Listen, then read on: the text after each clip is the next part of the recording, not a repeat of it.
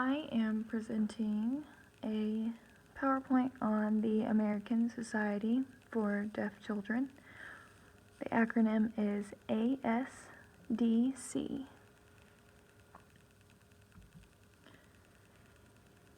The mission statement for them is the American Society for Deaf Children is committed to empowering diverse families with deaf children and youth by embracing full access to language-rich environments through mentoring, advocacy, resources, and collaborative networks. So essentially what this organization does is they supply families with information and support to help them with decision making regarding their deaf children or deaf family members. You know, if we didn't have prior knowledge through the ITP program, or maybe prior knowledge through other things, but if we didn't have that knowledge, we would be very clueless with a lot of things in relation to deaf culture and the language. So these parents need somewhere to go, and these educators need somewhere to go to learn about the language and the culture and have people to support them and just send them in the right direction. ASDC was founded in 1967 as a parent helping parent organization originally called the International Association of Parents of Deaf Children. Later the name was changed to the American Society for Deaf Children.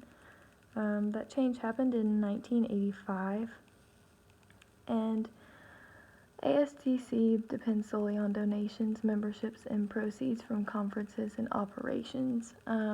And because it is purely founded off of donations and proceeds from conferences and things like that, the board who runs it is actually all volunteers. So that's pretty awesome. And I'd say all those volunteers, or at least most of them, have deaf children or their parents or educators or professionals somewhere in the relation to deaf culture.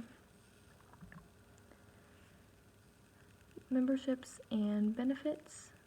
By being a member of ASDC, that means that you are a part of a group of parents, teachers, and professionals dedicated to giving deaf children the resources they need to learn, thrive, and succeed. Some of the benefits you get from that is sign-on, which is like an online learning for sign language. You get free sessions with that. You also get the ASL weekend, which is similar to like some of the conferences they have. It's a 2-day workshop. If you've ever been to a workshop, you kind of know that they have a general theme. They cover multiple different things, but we'll kind of discuss that momentarily. They have an annual conference. Again, it's one of those, it's kind of like a longer than a weekend. They have a general theme throughout the week, and they discuss that. And, there's people that come and talk about different things. I mean, most of us have been to a conference before, have a general idea. They also have scholarships for members there, and those scholarships also include financial aid for events and conferences, because the events and conferences do have fees.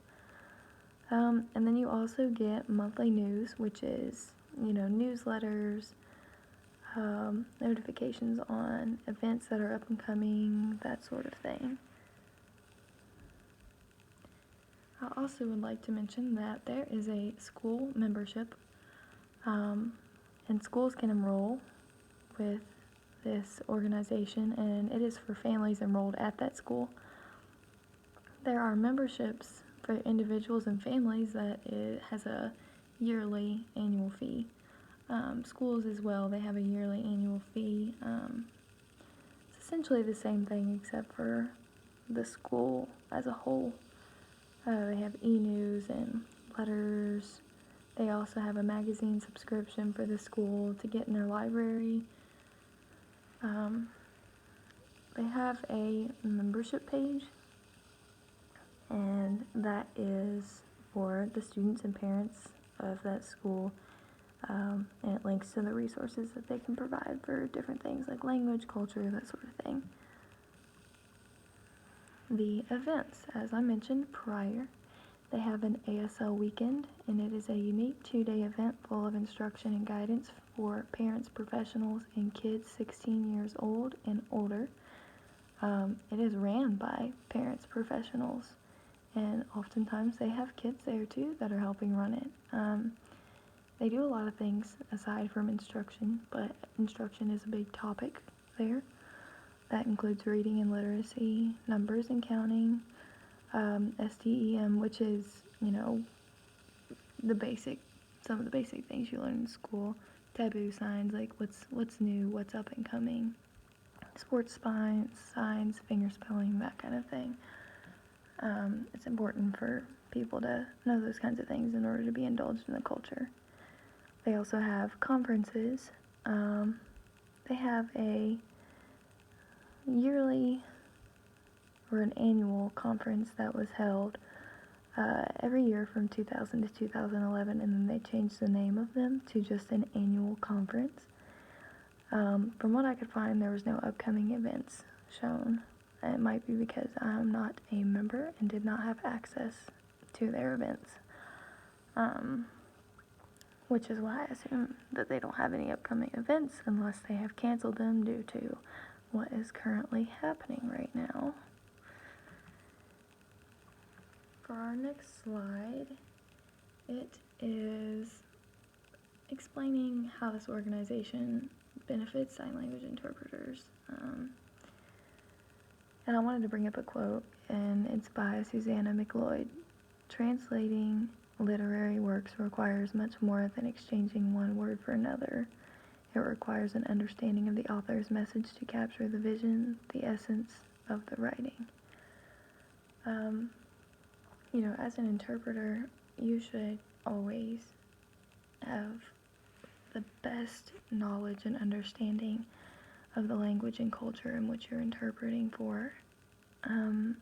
Organizations and stuff like this, they really help you learn what's new and what's going on in that culture, and it really helps you get indulged in the language, and you should always, always, always be as indulged as possible in the language, because you want to ensure that you're providing the best, facilitating of the communication as possible. The more you know, the better job you can do, and as your responsibility, you are to make sure that you're doing the best that you can.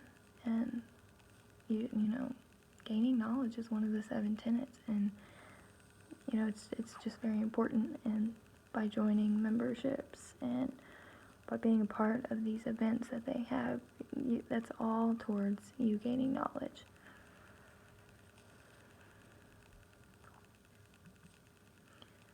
For this last slide, I am going to show you resources that benefit sign language interpreters and also the members that they have. First is a video clip from a family who has joined the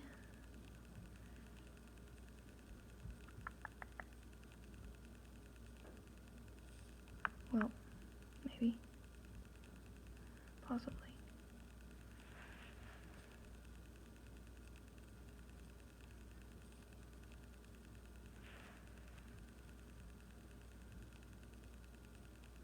Hi, we're the Nissen family. This is Abe. He is 3 and he's hard of hearing. This is Willaroo. She's about a year and a half old. She's deaf. Being hearing parents, we are always trying to look for resources to learn ASL, especially free. Free is always nice. And when we saw Sign On, we were really excited about it because as we are going to more deaf events, we are a little hesitant to be like, hey, can you tutor us? And we have noticed that learning from deaf people is the best way to learn ASL the quickest.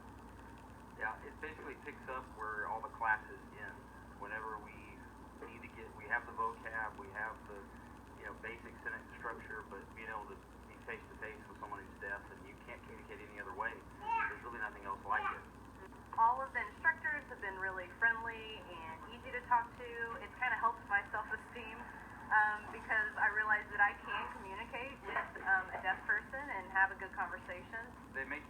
about yourself, about what you're doing, and they realize that you're trying, and that's really the main thing. If you were to sign on and have them just, ridicule you or constantly correct you or not help you to move forward, it would be discouraging, but it's very encouraging the way they are trained and the way they interact with us.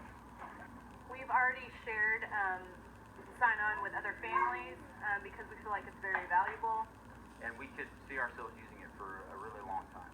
Thank you, ASDC, for this valuable resource. Say thank you. Thank you. And lastly, the last link I already have pulled up right here is the link of the Knowledge Center on the American Society of Deaf Children website. On this link, you can see that they have multiple different resources listed here. The three that really caught my eye was that they have family resources for basic things about raising and educating your deaf child. They also have a link for educators working with deaf children. And then they also have one for service providers.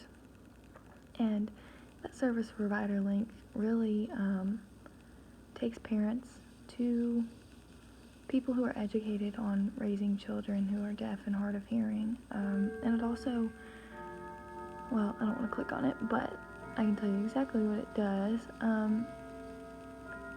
By being able to access people who are knowledgeable, it really gives parents comfort on the route they want to take when making decisions. The further we go down, they have articles with many different articles with different themes regarding deaf and hard of hearing children. They have books that are available, posters, and this is the start of the newsletters and stuff that they have available for the members.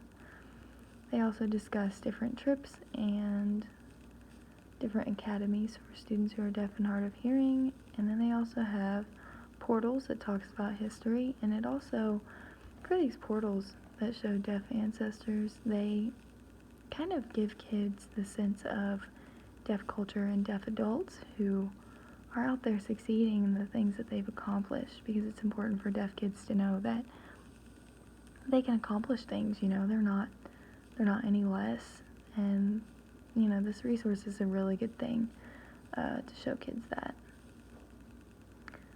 But that is all for the resources or bits and pieces of the website that I wanted to provide. And we don't need that, and I don't know what that is, so I apologize for that. But that is all that I wanted to share with you all today for my presentation. If you have any questions, I will have my email available, and that is all.